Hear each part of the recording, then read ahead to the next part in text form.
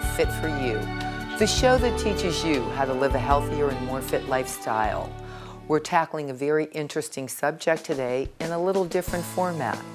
If you noticed, I'm wearing my pajamas with my little Salvatore dachshunds on them, I might add. But I'm wearing pajamas because today we're going to talk about sleep. Dr. Michael Lileus, one of our area's finest, one of our nation's finest physicians, is joining us and just received his board certification in sleep. He's taking it to a whole nother level. And as you know, sleep is a really important component of a healthy and fit lifestyle. I don't want to waste too much more time because I want to get to Dr. Lileus and all he has to say. Welcome to Fit for You.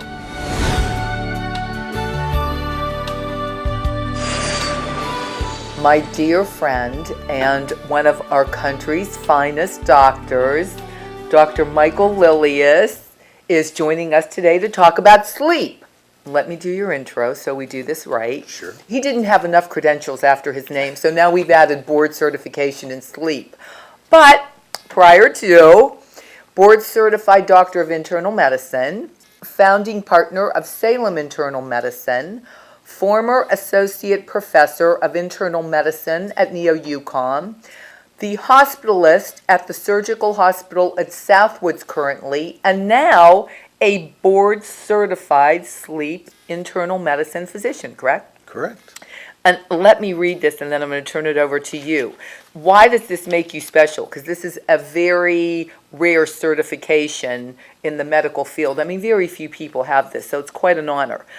Specialty designed to encompass a multidisciplinary body of knowledge regarding the anatomy, physiology, biochemistry, pathophysiology, and pharmacology of sleep and wakefulness and their disorders.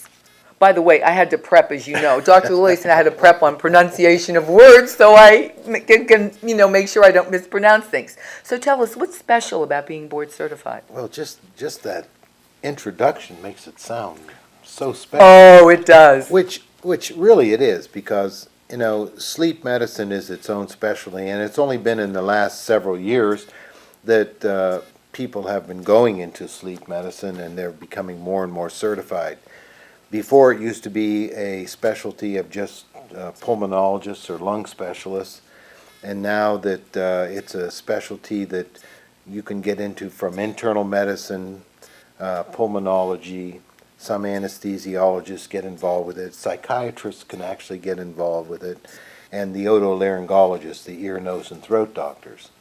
But it's a very difficult way to get certified, is to go through what they call the grandfather clause, which actually stopped as of last year's boards.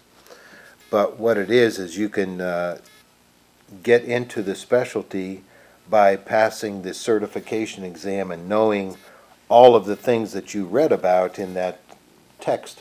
And don't you have to practice for a certain period of time or focus on this? You also have to practice, I believe it's at least 5 years, and you have to have read certain amounts of sleep studies and what they call MSLTs and MWTs.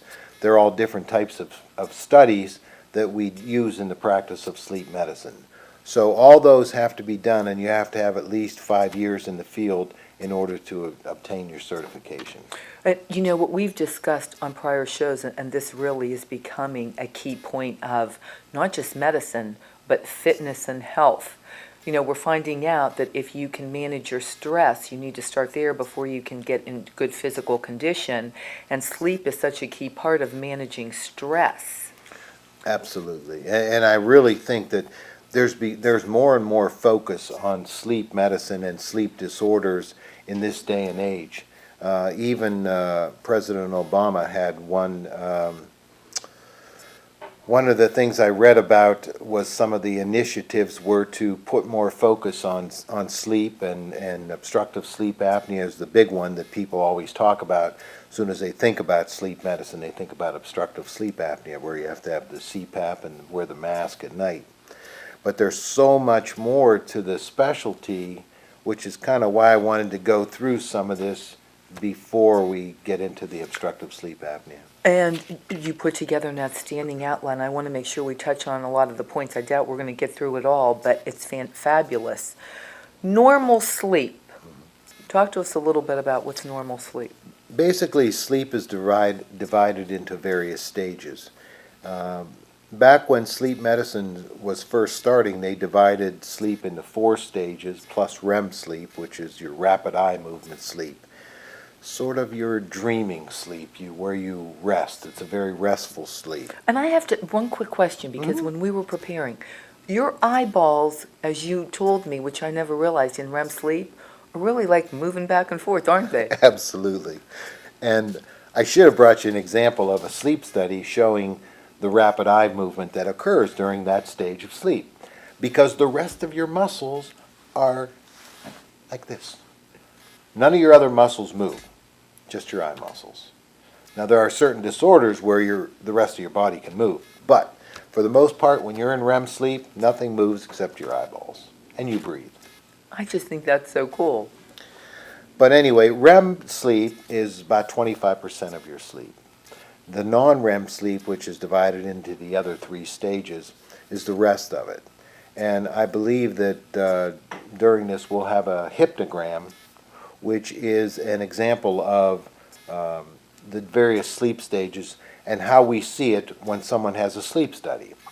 It'll show us what types of sleep stages they went into, because you may not go into every sleep stage at every point in time during your night of sleep.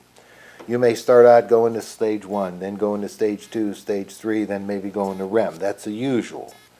And then that pattern repeats itself 4 or 5 times during the night. During your REM sleep, usually your REM sleep, as the night gets longer, gets a little bit longer, until you get to right before you wake up. Then your REM sleep is often very short. Can I go through an evening of sleep and never get into my REM stage? Absolutely. And I found it most interesting also when you told me you can get in your REM stage and then you can be woken up by something and you have to start this process all over again. You just don't fall back into REM. Right. Unless you have a certain disorder. Then certain disorders, actually, certain people can go right into REM sleep. They start and they fall asleep and they're right into REM sleep within a minute. But that's a kind of a more rare disorder that happens. But most of us follow a little pattern where we get into REM sleep. It's the last of our stages, and then it starts over again. Something wakes you up during the night, then you go back into stage 1, and then you go back into stage 2 and stage 3, which is often called your slow wave or delta sleep, which is also a very restful sleep. Let's talk about medications a little bit, because a lot of people are taking, let's start with the antidepressants and then let's talk about some of the sleep medicines. But the antidepressants, what's their effect on this? Tons of antidepressants on the market, whether they're what we call the SSRIs, the serotonin reuptake inhibitors. Those are the most common. That's your Prozac, your Paxil, and those types of medication. There are also what they call the tricyclic antidepressants. And those are the older antidepressants that we used to use, but some people still use them because they sedate people. But they do one other thing also. They suppress REM sleep. So people who are taking certain antidepressants can have, instead of having 3 or 4 episodes of REM sleep during the night, they may have 1 or 2, or may have none. I've read sleep studies where we have no REM sleep whatsoever. And basically they have no other problems except they're on an SSRI. So what I'll recommend oftentimes to the referring physician is, if we can get them off this antidepressant for 3 or 4 weeks and repeat the study. Because we really want to see them go into REM sleep. We want to see how much they go into REM sleep. And especially if we end up titrating CPAP on someone, we want to see them go into REM sleep. Now, once you diagnose them, can you effectively help them to sleep better while they go, if they have to go back on their antidepressant? Generally, we can. Unfortunately, there are some people who perhaps need this antidepressant more than they need to get into REM sleep. And unfortunately, that sometimes happens. But oftentimes what we'll do, if we have to keep someone on an antidepressant, the SSRI, I'll recommend repeat the study in 6 months to a year and see if, because they're now on CPAP and they're able to sleep better, do they get more REM sleep? Let's talk a little bit about sleep medications, because I found it very interesting that sleeping pills sometimes don't work. One of the reasons being, you may be the type of person, and then we're going to get into this more, I think, when we talk about insomnia, or you can cover it now. Okay. But people think sometimes they're taking a sleeping pill to go to sleep and that's not working, when the problem isn't they can fall asleep, they can't stay asleep. Right, and I think, that's a big approach that sleep medicine specialists have over the general internist, the family practice, the pediatrician. Someone comes in you and says, "Hey, I can't sleep." Some people leave it at that. It's like, "Okay, you can't sleep. Here, try this Ambien. It's a sleeping pill. We're gonna see if we can get you to sleep." Mm-hmm. But then, when you really delve into what the problem is, and by delving into the problem, what I mean is you have to give someone a sleep diary. Mm-hmm. You have to say, okay, are they really sleeping or not? And a sleep diary will help you know that. And what is a sleep diary? All they do is record. They tell us, okay, it's 10 o'clock at night, I'm going to bed. I didn't fall asleep, it's 1 o'clock in the morning, I'm still awake. So it's... Do you want to know things, is the television on? Are the lights out? Absolutely. That What all are you has to do wearing? with sleep hygiene. Sleep hygiene means, look, when you go to bed, you should do one of two things. Go to sleep or have sex. Mm-hmm. That's what the bedroom's for. That's what the bed's for. If you go to bed and you put the TV on, that ambient light from the TV sometimes is enough to suppress your melatonin, which is the hormone of darkness, and helps you to sleep. So sometimes just that light from the TV, the light from the iPad, the light from the iPhone, sometimes that is enough to suppress some of your melatonin, and you can't sleep. So you got these lights blaring out at you, and you're like, I'm really trying to sleep, and you can't. Those are things you write down in your sleep diary to tell us, this is what's happening. Well, then we know your problem is sleep hygiene. We're going to get rid of all this stuff. We're going to get rid of the TV. You're going to go to bed when you're tired and go to sleep. If you go to bed when you're tired, there's nothing wrong with your sleep hygiene, but you still can't sleep, then we recommend you get out of bed for 20 minutes, go do something else. Don't do it in your room. Don't read a book in your room, because then you're telling your mind it's okay to read the book in the room, I'm just going to do this. Go outside the room till you're tired. Come back in the room, go to sleep. You talked a little bit about doctors referring to you. During your tenure of being a physician, and it's probably been very helpful, you were a doctor of internal medicine and a practicing physician, seeing patients on a regular basis. You do like working in concert now with the internist or the family doctor or the pediatrician, correct? Correct. It makes a nice team for you. Absolutely. And we may have some other tools that maybe they don't have or don't think about. One of the things I think you and I talked about was actigraphy or actigraph. It looks like a wristwatch, and it monitors your motion. It can monitor light. You can get them that they monitor light and ambient temperature. But basically what it does is it allows us to see, this person will wear it for a week, at least a week. So it'll allow us to see when this person goes to bed, do they really fall asleep? Or are they just moving all night? Now, some people have, of course, restless leg and things like that you may see some tremor artifact. But for the most part, when you look at an actigraph, the results of an actigraph, it'll tell us when that person fell asleep, how long they were asleep for, and whether that motion was significant or not. And a lot of these fitness bands now, like the Nike Up band, the Fitbit, there are different things. That's the same technology Absolutely. they use, right? Yes, absolutely. Same thing. If you think you're having problems, is it good to maybe start with that so you can, give that maybe to your doctor and you as a baseline? You could, as long as they have a printout available as to here's what I did See, the actigraph, it'll print out on the computer, it'll print out exactly what you did and how you slept, for a week.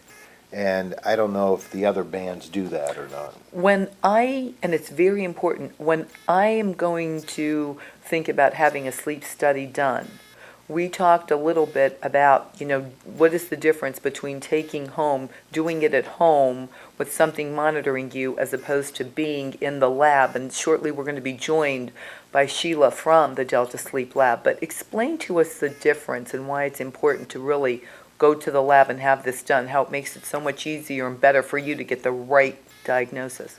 Well, first of all, the unfortunate problem is the governing bodies, such as the Medicare, Medicaid, and insurance companies, are telling us when we can and cannot do in-lab sleep studies. There are some people that the insurance companies absolutely refuse to have the sleep study done in lab because it's more expensive, obviously. But when we do someone in the sleep lab, we are able to tell you what stage they were in, whether they went through all the stages of sleep, whether they have restless leg or periodic limb movement disorder during sleep, whether they had some type of REM behavior disorder during their REM sleep, whether they had any type of significant arousals, and measuring their oxygen saturation during the night. Whereas when we do the study at home, all we can tell you is they may have sleep apnea. They may not. We can't tell any of those things. We can't even tell you if they actually went to sleep. We don't know that. We think they did. They wrote down in their little diary, we went to sleep, but we don't know that for sure. We can't tell you if they actually went to sleep. That's why I think in-lab studies out of lab studies should only be done if there's a low probability that that person has sleep apnea. If you say, well, I snore once in a while and I wake up pretty refreshed and I don't feel bad during the day, but I'm worried I might have sleep apnea. So you have a low probability that you have sleep apnea. You're thin, you're in good shape, your neck size is below 16 inches. Yeah, that neck size was interesting to me. A woman you would like between? Below 16 inches. And a man? Below 17 inches. Okay. Yeah, otherwise it's an increased risk factor for sleep apnea. Okay. And just because I snore. Does not mean you have sleep apnea. What if I snore really badly? 30% of people snore. Can I snore really badly and not have sleep apnea? Yes. Really? Yes. 30% of people snore, only 4% have sleep apnea. Interesting. Yeah. Okay. Now, do we do sleep studies for people who snore? Absolutely. Especially if they come in with their spouse or bed partner and say, hey, I think she stopped breathing at night. That's a reason. We do it. Let's do it right then. But if I say to you, Mary, I really think you have a low probability that you have sleep apnea, I'm going to recommend they do a home study on you, because that's all we need. But if I snore really loudly, maybe I don't have sleep apnea, but aren't there other things I may have that you can help me with or you can help to fix that problem? Yes. And there, many times they may be a surgical problem. There may be something with your airway that needs to be looked into. Maybe most common thing is with the sinuses, and nasal polyps are often a cause of snoring. So there are things that we may say, let's send you to the ear, nose, and throat doctor and see what they say. Because what we see here, you don't have evidence of sleep apnea, and I think we can go ahead and get away without doing a sleep study or a home study. One more thing I want to talk about, and then we'll call Sheila over, because Okay. I want to talk about the CPAP and the different masks and all the interesting things that go with that. Restless leg syndrome. What is restless leg syndrome? Does it mean I have a sleep problem? No. Actually, restless leg is not a sleep problem. It is listed under movement disorders in the whole gamut of sleep medicine, but it's actually not a problem with sleep per se, but it can keep you from falling asleep. Restless leg usually occurs before you go to sleep. You're very tired at night, you're laying in bed, and all of a sudden your legs want to move. You just want to move your legs, and most people get to the point where they have to get out of bed and walk because their legs are just itching to move. And that is, the definite definition of restless leg syndrome. My legs want to move. Somebody comes in and says, my legs want to move so bad I have to get up and walk. And then I feel better. Then I go lay back down and it happens all over again. Those are the people that have restless leg syndrome. Now, that being said, I said it's not really a sleep disorder, but 80 to 88% of people who have restless leg also have what's called periodic limb movement disorder of sleep. In other words, when they fall asleep, if the restless leg, says, okay, you can go to sleep now, they still twitch their legs during the sleep. And you can ask the bed partner usually, oh yeah, they kick me all the time. Their legs are moving, jumping all over the place. They're not even aware of that. They're only aware of what kept them awake. So that was their complaint that they came in to see you was, I couldn't sleep. What do you mean you couldn't sleep? I couldn't fall asleep because the leg movement kept me from falling asleep. Mm-hmm. This is one of the most interesting things in this whole scenario is two very different things. Being able to fall asleep and being able to stay asleep and get a good sound sleep. Right. Fascinating. Shall we have Sheila join us and we can get a little more in depth into some of these particulars about the CPAP and things like that? Yes.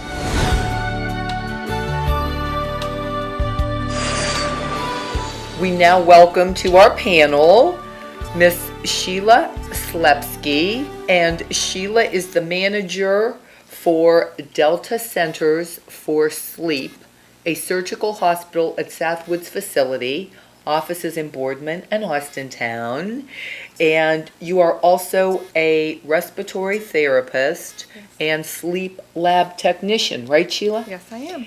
We are so happy to have you. I was so excited Thank when you. Dr. Lileus recommended you join us because I think one of the big misconceptions is that the CPAP mask, which is such an important component to this whole process, is very difficult and cumbersome, and it's this huge thing, and you're going to show us that there are some options here. Right. Start with Dr. Lileus.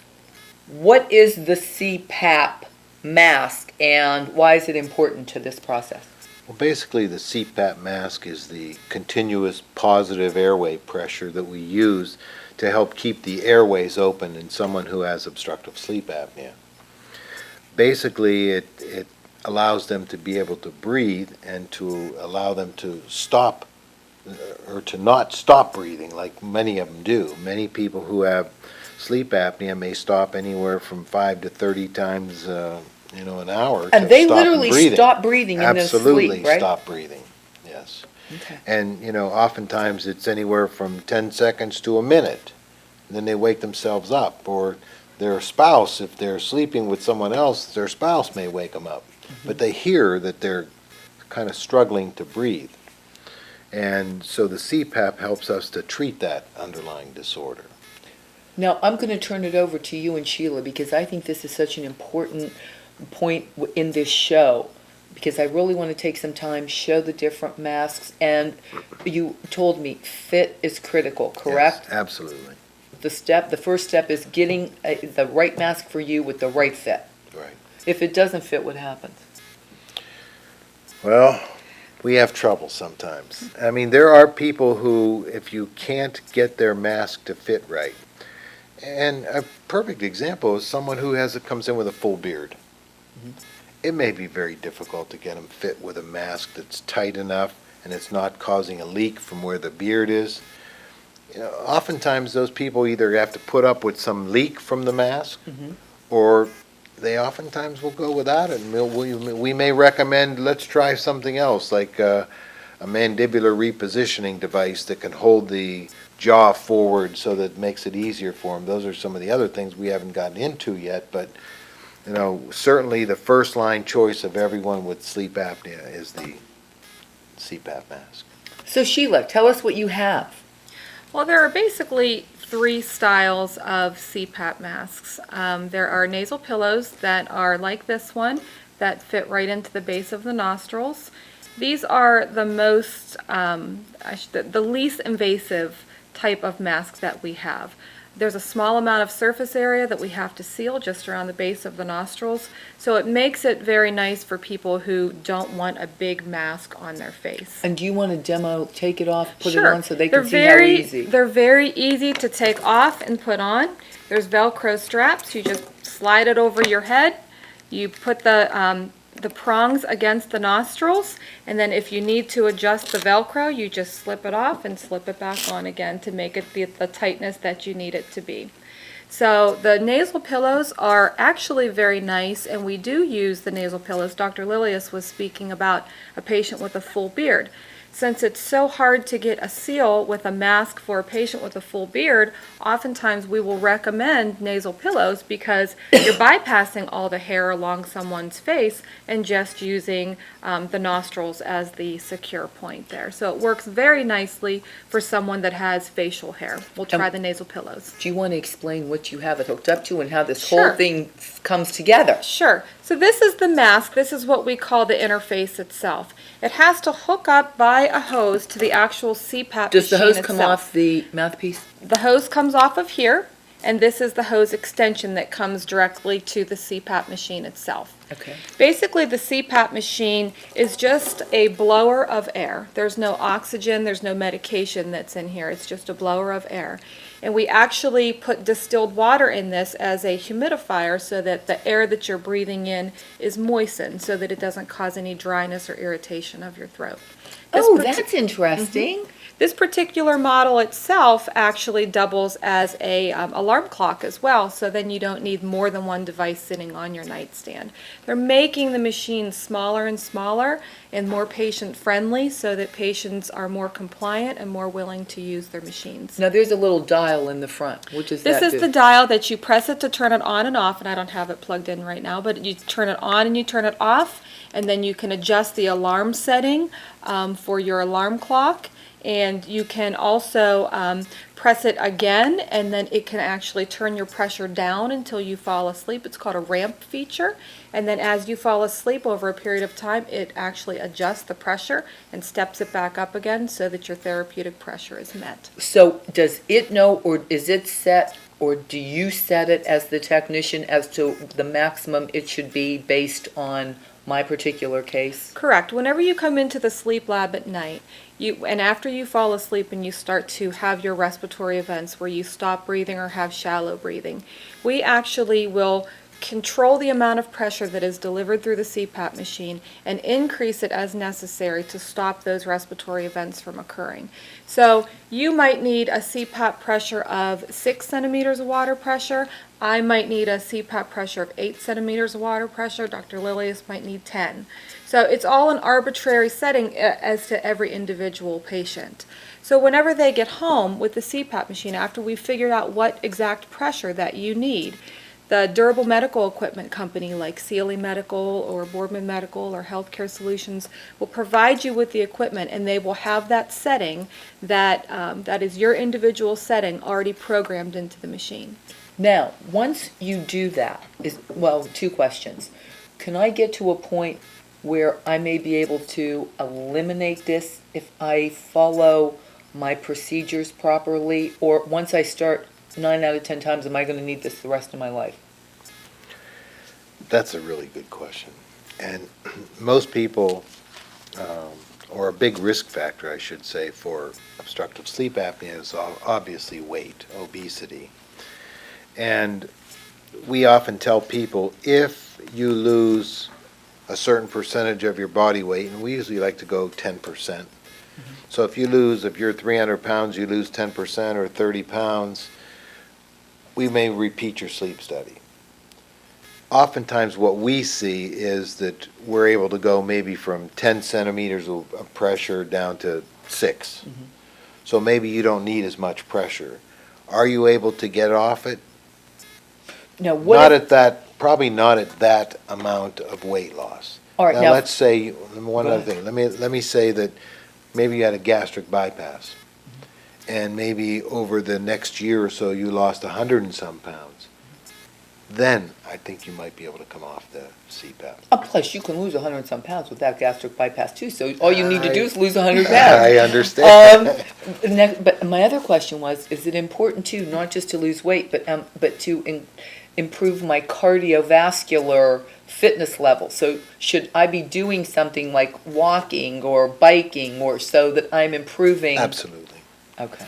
Number one is obstructive sleep apnea is a risk factor for heart disease, high blood pressure, obesity itself, diabetes, and strokes. Mm-hmm. All those are increased risk to develop those if you have obstructive sleep apnea that's untreated. That's why it's so important to treat obstructive sleep apnea. I mean, do you ever hear about, talk about reading in the paper, you see someone dies and you says, yeah, that guy, he was fairly obese, I wonder what he died from. There's a good chance he died from sudden cardiac death because he had an untreated obstructive sleep apnea. Mm-hmm. So it's a very, very important thing. And people who go into the doctor and they have high blood pressure, they can't get their blood pressure controlled. It may be because they have underlying sleep apnea. Studies have shown if you treat the underlying sleep apnea, sometimes the blood pressure gets better. You may go from needing 3 medicines to 1 or maybe none. Mm-hmm. So it's really, really important with regards to hypertension, heart disease. Patients who have an irregular heart rhythm called atrial fibrillation, one of the most common arrhythmias that we see. Those people are often sent for what's called an ablation. They get this ablation which takes them from atrial fib back into sinus rhythm. Mm-hmm. And then if later on down the road they go back into atrial fibrillation, we oftentimes will get a consult to study them in the sleep lab and find out they have obstructive sleep apnea. That's why they can't get out of their atrial fibrillation, because of the sleep apnea. And the most important cardiac arrhythmias occur during REM sleep, which is why when we study people with CPAP, when we put them on CPAP, we want to see them get into REM sleep. Mm-hmm. And if they don't get into REM sleep because they're on an SSRI or some other medication, we can say, yeah, here's the pressure we think is going to be good for you, but we really want to see them get into REM sleep, because that's when a lot of arrhythmias, and that's when most of your sleep apneas occur. And let's go to now, we have a couple of different masks. By the way, if I do wear it faithfully and I follow doctor's orders, I can wean myself down too. If I have to start with the big heavy mask, I can wean myself down to this nice smaller one, correct? Well, we can always change masks. Sheila, how often does most insurance companies pay for change in equipment? Most insurance companies will replace your mask and your tubing every 3 months to 6 months. There are a few carriers that make you wait a year, but those are few and far between. They actually want you to replace your equipment because after you wear it every night, there can be some breakdown, and then you would not be getting your therapeutic pressure. So the durable medical equipment companies are very efficient at making sure that they let their patients know when they're eligible for new equipment. So they're very good about that. Now show us what we have here. This is a nasal mask. This just covers the nostrils, it covers the nose. Some nasal masks actually have a forehead rest as well, but this particular model does not. This one's also very easy to get off and on. There's just little straps over here. You just push them in and take them off. And whenever you are the patient, you learn where your mask is. You learn how to snap it on very quickly. So if you would have to get up and use the restroom in the middle of the night, you don't have to adjust any Velcro straps because it would already be set for you.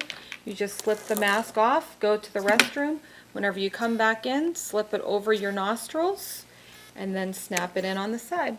So it literally only takes a few seconds for you to do that. And the masks nowadays are made from non-latex materials. They're generally some type of silicone. They're all hypoallergenic and able to be washed and disinfected quite easily by the patients. Do you wash it every day, or do you have to wash it once a week? Or? They usually recommend that you at least use a sanitary wipe, and most durable medical equipment companies even sell wipes that you can just wipe it off, or they recommend just using any type of antibacterial dish soap and letting it air dry, or they even sell CPAP equipment dryers for patients' homes, and they're usually right around $100 for the CPAP dryers. When I am diagnosed to need a CPAP, is it a 7-night-a-week thing, or are there some times where you can get away with a night or two without? What does the insurance company say about that, Sheila? Well, Talk about the smart card. There are Medicare guidelines that most insurance companies wear, and the minimum amount. Most insurance companies wear or require? I'm sorry, require, I apologize. But Medicare states that a patient is compliant if they wear their CPAP mask for at least 4 hours per day, at least 70% of the nights of the week. Does it have to be at night? It has to be when you sleep. When you sleep. So, Okay. yeah. So it does So have to be most when you people sleep. sleep at night, but there are those who sleep during the day if you're a shift worker or such. But that is what Medicare's guidelines are. Now, If- tell us how they monitor the smart card. The smart cards are very, very nice, because it used to be in the olden days, you'd have to bring your machine back. There would be like an hourly counter that the person would have to double check, document that way. Now everything's done remotely. There's little computer chips that are built right into the CPAP machines, and the durable medical equipment company just punches in a code into their computer, and it dials directly into that machine, and they can tell their hours. So if you're cheating, you can't get away with it. And you can't cheat either, because the machines also know if the machine is just turned on and open to room air. It needs to sense that back pressure. And even if you plug it up against something, it needs to sense breaths. So the machines are very smart. There's really no way to cheat it now. Okay. So you can't put it on 10 years sale. ago, yeah, 10 Really? years ago Yeah. you might have been able to, but not anymore. So, and really that's for the betterment of the patient. And patients are very educated today, and they ask a lot of very pertinent questions, and we're always happy to answer those questions. People are taking more responsibility for their health care, and they want to know, do I have to be on this 5 days a week or 7 days a week? And we always recommend that a patient wears it every day. If they're not wearing it, they're not getting the benefit from it. I find it amazing because people will complain about how, cumbersome it is, but I have never met somebody when I say, how beneficial was it? Oh, it's amazing. I feel so much Right. better. It makes such a difference. Right. So it obviously is a key component Right. to solving this problem. Let's look at the Full face Full mask? the full face mask. Okay. And you have to tell us too, when do we need this monstrosity, we'll call it? Because these other two are so nice and light.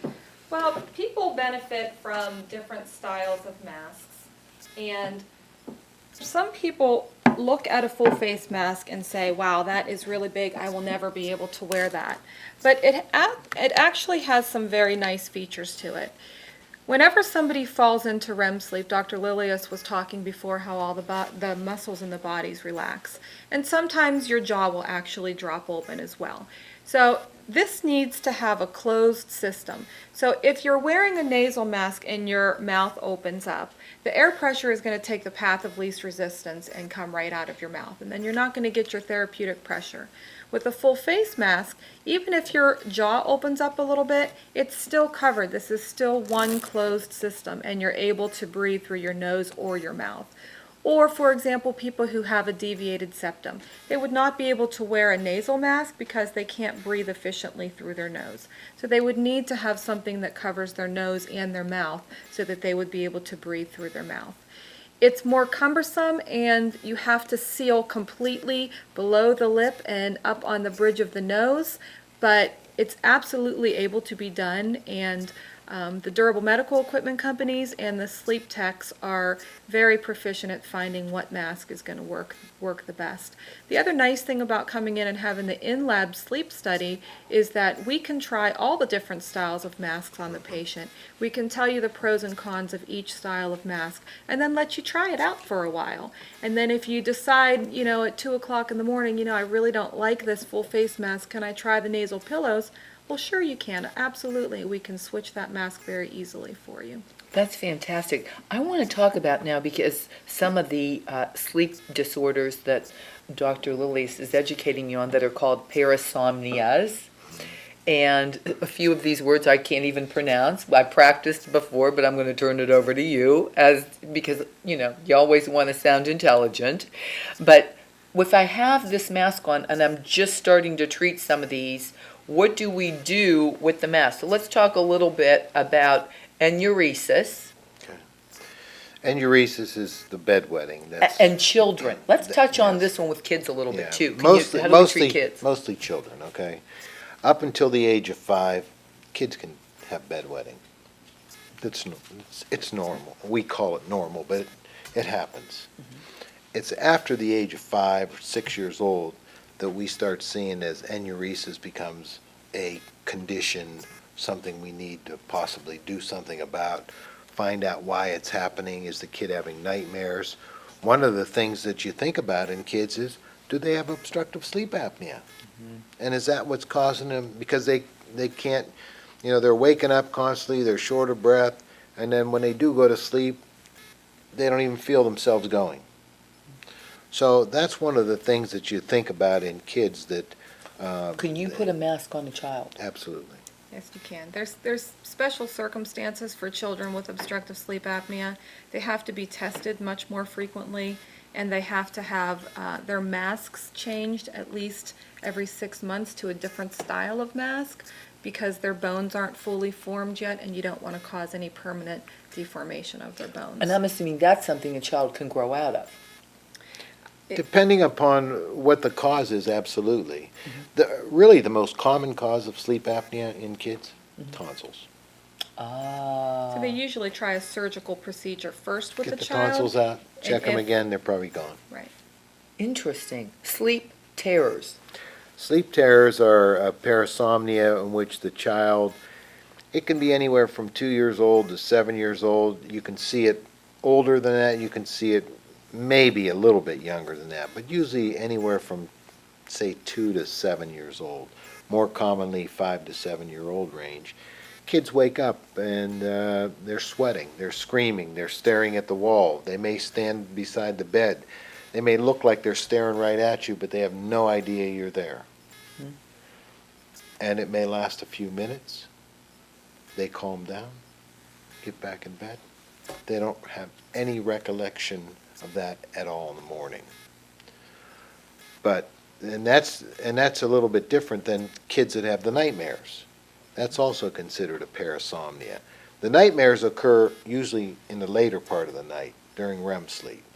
The sleep terrors usually occur like in stage 3 sleep earlier in the night.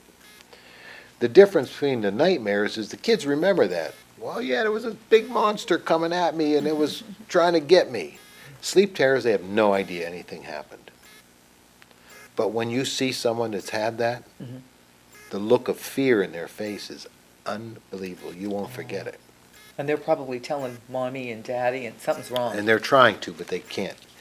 Those are the kids who maybe down the road, 3-4 years down the road, can develop sleepwalking.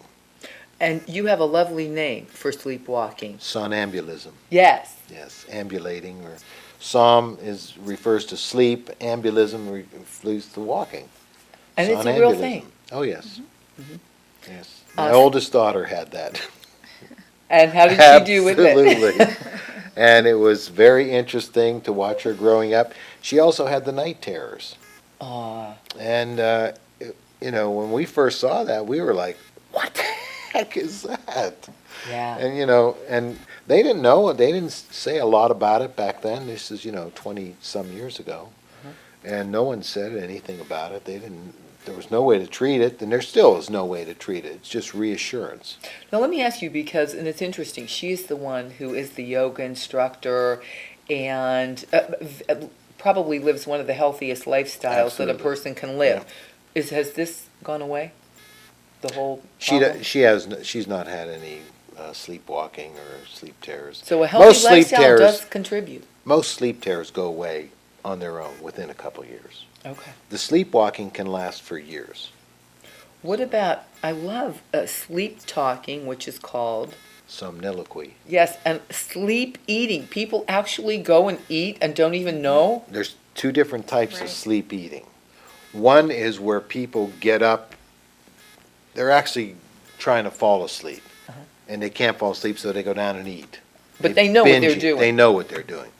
The other type is they have no idea what they're doing. They wake up, they go to the refrigerator or the freezers, pick out meats that may or may not be cooked, and try to eat them. Oh, you are kidding. Oh, no.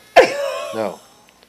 Those are people that often will get sick the next Yeah. morning because they ate some raw meat or they ate, something that nobody should eat. Oh, So my. those are, unfortunately, those are rare disorders. So if you wake up and find the refrigerator not in the same condition as when you went to bed that evening, you may be thinking about, Might hey, be thinking about the sleep Yeah. disorder. what did I do? I love the next one. Sexsomnia. Yes. Unfortunately, with sexsomnia or sleep sex, it's oftentimes people who have been abused, or maybe a woman who's been raped, and they'll relive that during sleep. Mhm. And it's very, very unfortunate and tragic circumstances that these usually occur. Well, then it is a very sad thing. Yes. Something I have, and I do sleep with the bite plate. Bruxism. Mhm. Can I have bruxism, sleep with the bite plate, and if necessary, also put on a CPAP mask? You can. Sometimes whenever people use mouth guards, it does make it more challenging for a mask fit. But we absolutely work with people with mouth guards all the time, and we are able to help them. There's also, if you have mild sleep apnea or snoring, they also have oral appliance therapy that will kind of work in two fashions. It will help with the sleep apnea by pulling the jaw forward, and it works as that bite block so that you don't grind your teeth also. So if you would have mild sleep apnea, instead of using a CPAP mask in addition to a bite block, then they might recommend that you just try that oral appliance therapy and do it that way. But if you definitely need the CPAP, we do work with that. There might be a few other devices that we would have to use to help to keep your mouth closed, like a chin strap or something like that, but we definitely would work with you. Anything else you would like to share before we close to things that you see frequently, hesitations people might have? Anything else you can really tell them that can help them to think about or consider, maybe I should think about a sleep study? Well, I think the biggest thing is, what types of problems or complaints do people have when they have obstructive sleep apnea? And most of the ones that we see, patients have excessive daytime sleepiness. During the day, they could fall asleep anywhere. I'll be watching TV and I'll just, boom, down. I'm reading a book, boom, down. So people with excessive daytime sleepiness, snoring, neck size over 17 inches, obesity where the BMI is over 30 especially, those people have high risk factors, and there are high risk for obstructive sleep apnea. Those are the ones we kind of target and we're trying to look for to get them treated before they develop hypertension, before they develop heart disease, before they develop strokes. So that's what we're looking at. We have questionnaires that are available. I think you can actually get them online, right? You The can. Epworth. The Epworth and the Berlin are There's both something called the available online. Epworth Sleepiness Scale, which tells you your propensity to fall asleep. And it kind of helps us to, if we see someone whose Epworth scale is 15, that tells us that they could fall asleep in almost any situation. And we really want to study those people. That's a little too much sleep. Yeah. Sheila, anything, if people want to contact you and they have questions, the number for the Delta Sleep. The number for the Lab. Delta Sleep Lab, 330-729-9480. That's our Boardman location. For our Austintown location, 330-270-3950. What I would like to say is people should not be afraid to speak to their physician about if they're not sleeping well at night. The physicians are there to help.